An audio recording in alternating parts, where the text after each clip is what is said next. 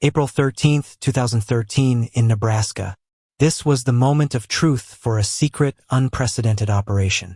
An elite FBI strike team breached the quiet of a suburban home, and the man inside scrambled to close his laptop. But it was already too late. The room was instantly flooded by armed agents. This was no ordinary arrest. The man they captured wasn't a cartel kingpin or a mob boss. He was the acting cybersecurity chief of a U.S. federal agency. He had been caught red-handed on a child abuse forum. The most shocking revelation? The FBI didn't trace him using traditional methods. They didn't get lucky with a digital slip-up. They caught him by launching their own sophisticated cyber attack, effectively hacking the dark web itself. The line between law enforcement and professional cybercriminal blurred irrevocably that day. We have to ask, how did America's top law enforcers end up hacking like a criminal organization? And what exactly happens when the hunters become the hackers? Welcome to the Digital Sleuth. This is a cybercrime documentary unlike any other you've seen, and we're about to reveal a new, high-stakes battlefield in the digital age. The year was 2012, and law enforcement was facing an almost insurmountable problem. Criminals were simply disappearing into the deep anonymity provided by the Tor network. Tor is a privacy tool endorsed by activists and even the U.S. State Department. But this tool was a massive double-edged sword, creating a perfect sanctuary for organized cybercrime. While it shielded journalists and dissidents from repressive regimes, it also provided cover for drug markets, hackers for hire, and child predators operating in the darkest corners of the internet. For the federal agents tasked with hunting these monsters online, Tor felt like an impenetrable fortress, offering perfect protection to their targets in the darkness. By 2011, notorious forums like Pedoboard had become critically untouchable. These sites were generating hundreds of millions in illicit digital currency flow, a hidden financial stream fueled by the worst kind of traffic imaginable. But then, a piece of unbelievable luck arrived. A cybercrime unit in the Netherlands discovered that Pedoboard's administrator login had no password. With a few simple clicks, Dutch agents slipped inside and eventually traced the server's physical location to an unsuspecting data center in Bellevue, Nebraska. The site's operator was an IT worker named Aaron McGrath. They had found the server host, but they still didn't have the thousands of users, the true criminal base. The fundamental question remained: how do you catch a criminal when you cannot even find them? Instead of rushing in for an easy arrest, the FBI made a bold, morally complex decision. They kept McGrath under tight surveillance. They realized they had a singular, unique opportunity to turn his websites against their own visitors. What if they could use the very platform of their crimes as bait to identify everyone lurking in the shadows? This strategy was codenamed Operation Torpedo.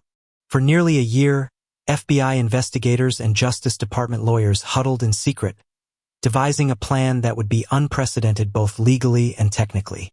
They sought a special judicial warrant that would let them not merely seize the illegal sites, but actively operate them with the specific intent to hack their users.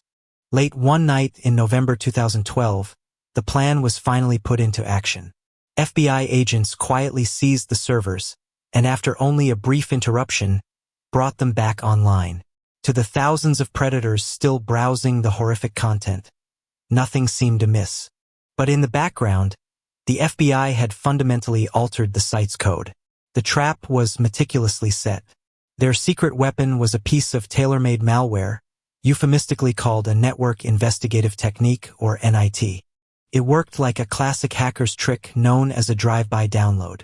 All you had to do was visit the compromised site, and the malware would silently install itself onto your system. The only difference was that this time, the entity wearing the black hat was the Federal Bureau of Investigation. The NIT was designed to exploit a hidden vulnerability in the Tor browser, specifically a flaw in its core Firefox browser bundle. This flaw allowed the NIT to break out of Tor's protective anonymity. Its focused mission was absolutely singular: expose the visitor's real-world identity. In the milliseconds after a user clicked a link, the NIT pulled back their real IP address, along with critical identifying details like their MAC address and PC host name. This captured data was then instantly sent to an FBI server operating outside the Tor network.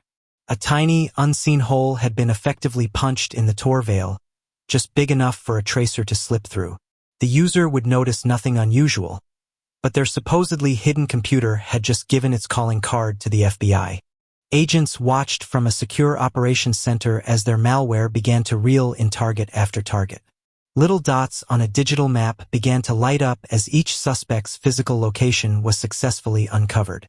In that short 2-week span, the NIT successfully unmasked at least 25 users in the United States alone, plus more from places as far away as Europe and South America. But one glowing dot on that map stunned everyone watching the operation. One man, who was eventually unmasked by the malware, turned out to be Timothy DeFoggy. He was the acting cybersecurity director of the U.S. Department of Health and Human Services. This was the ultimate irony of digital policing. The very person responsible for protecting Americans from sophisticated cyber threats was secretly consuming the worst crimes imaginable. By April 2013, the FBI was ready to strike physically. They had quietly compiled real names and addresses from the IPs their NIT obtained. In coordinated, pre-dawn raids across the country, agents knocked down doors and arrested the suspected pedophiles. These were individuals who, just days earlier, truly believed they were untouchable ghosts on the web. This was the first time an FBI-launched cyber attack had so effectively punctured Tor's shield and led directly to real-world handcuffs.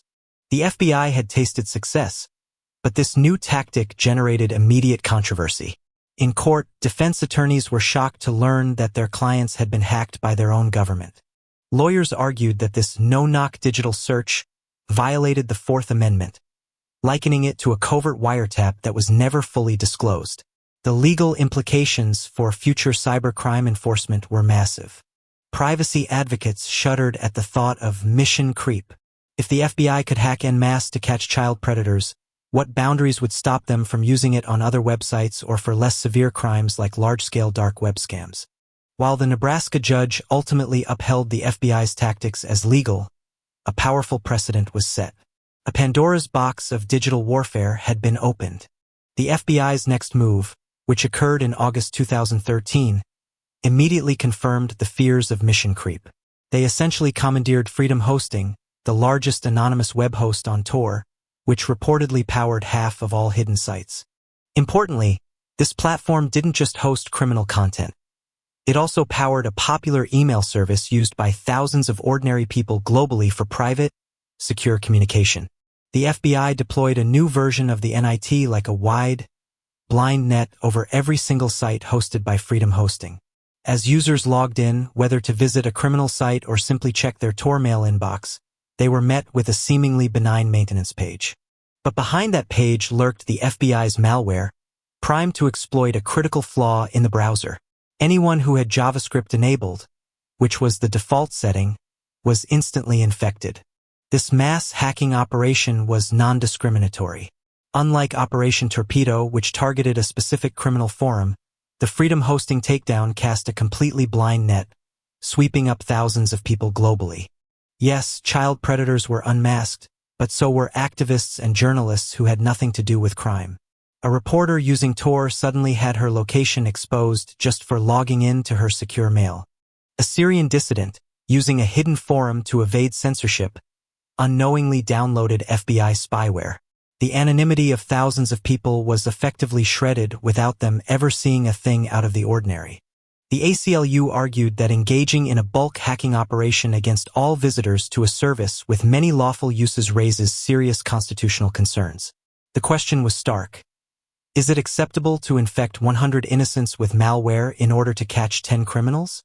The FBI was clearly pushing the boundaries, driven by their righteous motive, but veering into investigative territory that made even federal judges uneasy.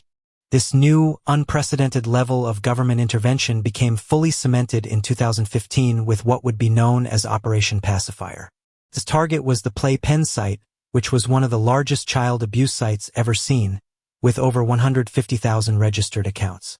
The FBI seized the server, but instead of shutting it down, they ran the illegal site themselves for nearly 2 weeks from a government facility in Virginia. They used a single, sweeping warrant to deliver their NIT to any user who signed in during that period. The scale was staggering. Thousands of computers were infected around the world. The Electronic Frontier Foundation later noted that it was the most extensive known use of government malware in U.S. history. The ensuing firestorm of legal challenges focused squarely on jurisdiction. Defense lawyers argued the FBI had violated protocol by hacking computers all over the globe with a warrant issued by only one judge in Virginia. Several federal judges ultimately agreed, ruling that the playpen warrant exceeded traditional authority under the rules of criminal procedure. So, how did the FBI make sure they would never face that kind of legal threat again? They simply changed the rules themselves. In late 2016, amidst relatively little public fanfare, the rules of federal criminal procedure were amended. A magistrate can now issue warrants to hack multiple computers, even outside their district. This is permitted so long as those computers are using technologies like Tor to conceal their location. In essence, they legally solidified the hacker army approach. The FBI's ability to conduct mass hacking operations was no longer an ad hoc trick. It was formally codified into their playbook. Their experiment had evolved into a new era of law enforcement, creating a dedicated, elite cyber squad that can craft malware as stealthy and potent as any criminal organization. The operations we've detailed today, Torpedo, Freedom Hosting, and Pacifier, demonstrate the terrifying efficiency of targeted hacking in the modern fight against cybercrime. To victims and law enforcement, these tools are often viewed as a necessary weapon. But as viewers of the digital sleuth, we need to understand what lessons we can draw in this new age of digital vulnerability. First, understand that absolutely no anonymity is guaranteed.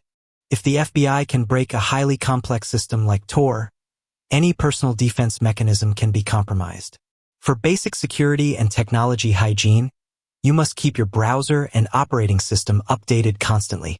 Remember, these government exploits, or NITs, rely on known or zero-day vulnerabilities, often tied to older software.